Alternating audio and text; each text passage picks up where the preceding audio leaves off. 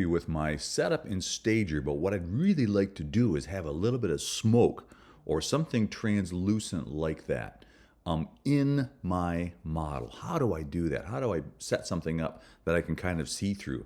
I just want to show you how we would do that. I'm in Stager right now. As you can see, what I want to do is put, maybe I'll have some smoke coming off my dodecahedron right here. So I'm going to grab a plane and bring that in. Plop, there it goes. What I'm going to do is rotate that so that it is vertical. It tells you how many degrees it does, but unfortunately it doesn't snap to 90. I don't think I can type in 90. No, I can't. So it doesn't really, it's, you know, kind of like, okay, fine, get it close enough. Then what I'm going to do is move that up in that axis and then back over here and kind of, you know, position it over top of my dodecahedron so I can kind of get that set up where I want it to be. Okay, so far?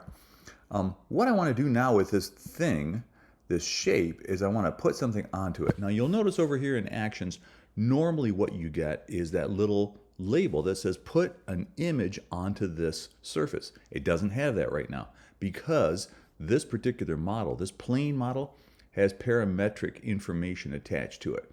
So it's a parametric object, which means it's got lots of other things. I'm going to convert that to a standard model. Poof, now it's a standard model. And now I can put an image upon that. So I'm going to grab my little get me an image. I'm going to go find my smoke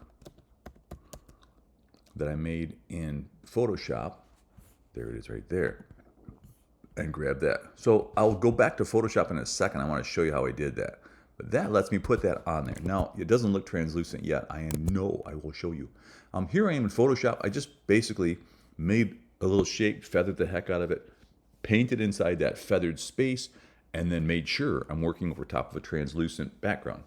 And then there's just a quick export. You can export as quick as a PNG right there, or save as and find the PNG menu in the save as, save a copy, I think. It's inside the save menu. So that's how I made the smoke. But you're asking, Tom, that doesn't even look like it's possible. That doesn't look cool at all. And you're right.